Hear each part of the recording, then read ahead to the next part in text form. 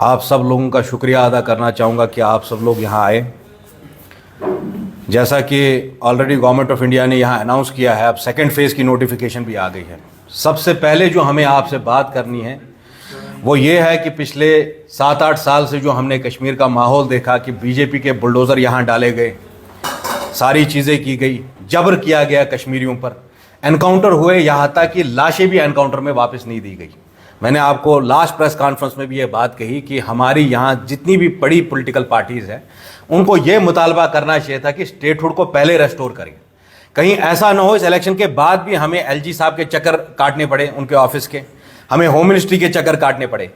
तो वो आप संजीदगी दे सकते हैं यहाँ की पुरानी सियासी जमातों की कि कश्मीरी डिसएम्पावर हो रहा है, मगर उनको इस बात से कोई लेना देना नहीं है। किसी मेरे सियासी हरीफ को यह ना लगे कि शिवा नशाई जंग के मैदान से भाग गया। आज के आज हम अनाउंस कर रहे हैं कि छानपुरा असेंबली हल्का नंबर 23 से इंशाल्लाह हम अपनी जो पेपर है नामजदगी फाइल करेंगे and with full might the party will fight Chhanpura assembly seat. दूसरी बात जो आप सब लोगों को हमें कहनी है कि भाई जी I will be fighting and I am announcing formally announcing my candidature from Chhanpura assembly constituency. दूसरी बात जो मुझे आपको सबसे बड़ी बतानी है कि आज जो हमारी कौम है बदनसीबी से वो 3 फिरकों में बटी हुई है। एक 87 अलायंस, 87 अलायंस में आपकी कांग्रेस और फारूक अब्दुल्ला है, दूसरे दिल्ली के पाले हुए एजेंट, और तीसरे हमारे जैसे नामलेवा कश्मीर के सिपाही। मुझे आपको बोलने की जरूरत नहीं है कि जब मायजूर नगर में बुलडोजर चला तो वो किसने रोका। मुझे आपको बोलने की जरूरत नहीं है कि हैदरपुरा एनकाउंटर में लाशें किसने निकलवाई। मुझे आपको बोलने की जरूरत नहीं है अब्दुल रशीद डार जो कुनन पोशपुरा में जिसका एनकाउंटर हुआ, जिसकी लाश नहीं दी गई, वो लाश किसने दी। मुझे आपको बोलने की जरूरत नहीं है, मेरी सदाकत का सबूत यह मंशूर है जो अगस्त 2022 में मंजर आम पे आया है।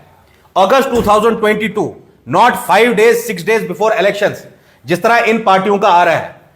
तो मैं पहला सवाल इन पार्टियों से कहना चाहता हूं कि आप कौन सा मुंह लेके कश्मीरियों के पास जा रहे हैं। एक तरफ तो 87 अलायंस है और दूसरी तरफ दिल्ली के पाले हुए एजेंट है। एक एक करके मैं जरा इन पे आता हूं। फारूक अब्दुल्ला से मैं एक सवाल करना चाहता हूं, आप ये कश्मीरियों को बोलिए, आज कांग्रेस से दोबारा आपने 87 अलायंस बना दी, ये पीएचडी क्यों तोड़ा आपने?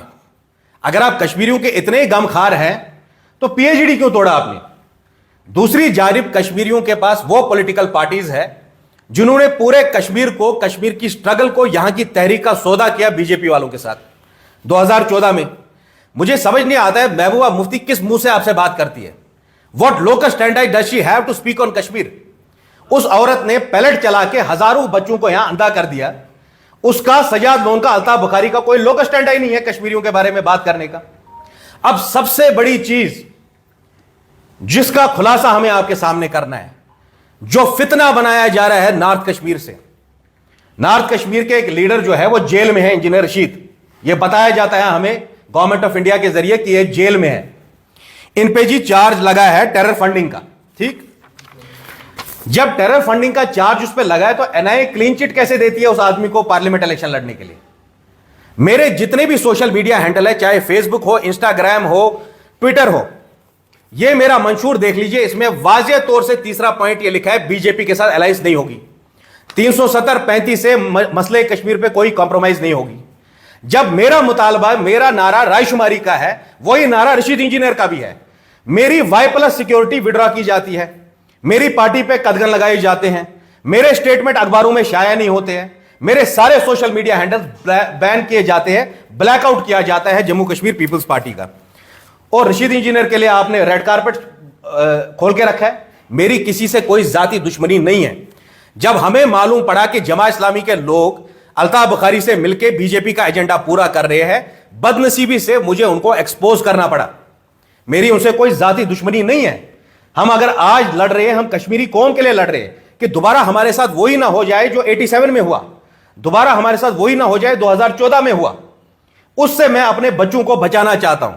मेरी पार्टी तो सिर्फ एक सीट पे, अभी छानपुरा का सिर्फ हमने ऐलान किया, मैं 90 सीट पे नहीं लड़ रहा हूं। इतनी दुश्मनी करने के बाद मैं कोई चीफ मिनिस्टर नहीं बनने वाला हूं, मगर आने वाली नस्लों को यह याद रहे कोई तो था जो इनका मुकाबला कर रहा था।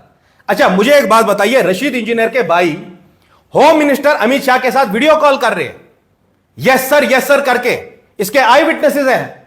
उन आई विटनेसेस ने आके मुझे बात बोली। अभी बड़े बड़े बिजनेसमैन आ रहे रशीद इंजीनियर की पार्टी में, ये कल तक क्यों नहीं आए, आज क्यों आ रहे हैं, किसके कहने पे आ रहे हैं? अल्ताफ बुखारी की जब पार्टी इन्होंने बनाई दिल्ली वालों ने, उन्होंने फोन करके इन एमएलए को भिजाया।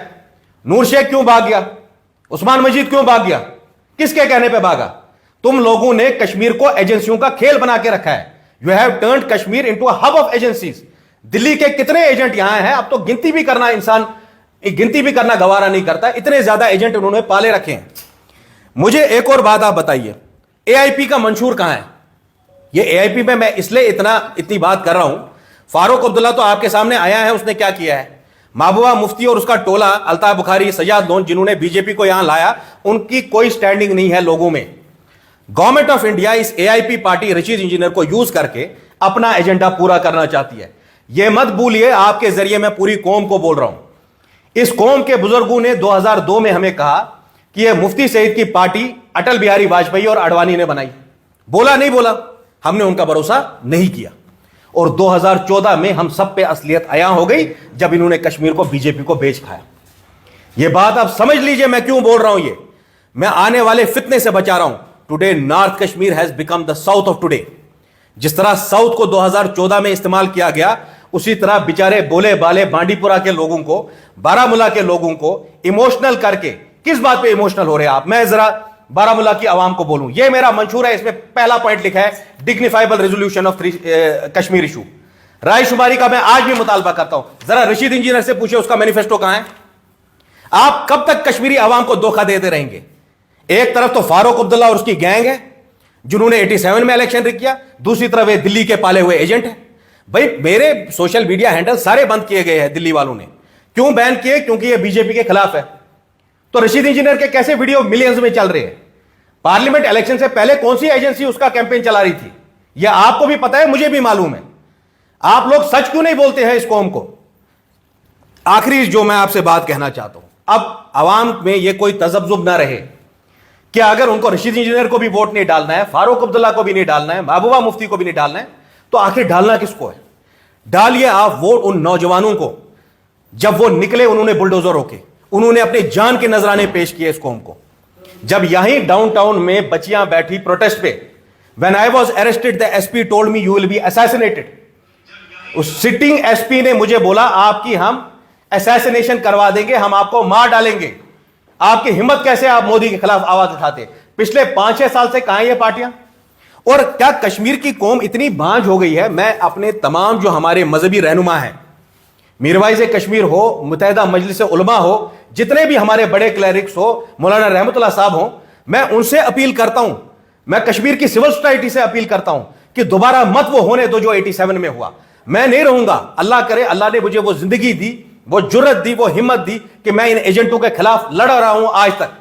कल कुछ भी हो, मैं अल्लाह का पहले शुक्रिया अदा करना चाहता हूं कि वो सकत उसने दी इस छोटी पार्टी में कि ये सच बोल सके, ये कश्मीरियों को आज वो सच बोल सके, आने वाले खतरे से आगाह करा सके। क्यों नहीं हमारे पास वो कैंडिडेट्स है? यही डॉक्टर हुसैन जो जेकेपीएम के कैंडिडेट है डूरू शाहबाद से, उसकी पहली पिटीशन है 370 पे। आवाम को चाहिए कि उस जैसे नौजवानों का साथ दे। हो सकता है पब्लिक में उसका परसेप्शन उतना ज्यादा नहीं हो, उसकी वेव बनाने के लिए आईबी और एमआई वाले लोग नहीं हो, मगर सदाकत उसके साथ है, सदाकत इस पॉलिटिकल पार्टी के साथ है। हम इलेक्शन से पहले 90 के 90 सीट्स पे कोशिश करेंगे कि उन कैंडिडेट्स का नाम हम इजरा करें जिनको हम सपोर्ट कर रहे हैं। They are not fighting on my ticket, but I want righteous truthful people to come forward, not agents of government of India. मैं अमित शाह से पूछना चाहता हूं, आप पार्लिमानी इलेक्शन के दरमियान यहां आए, किसके लिए आए थे आप?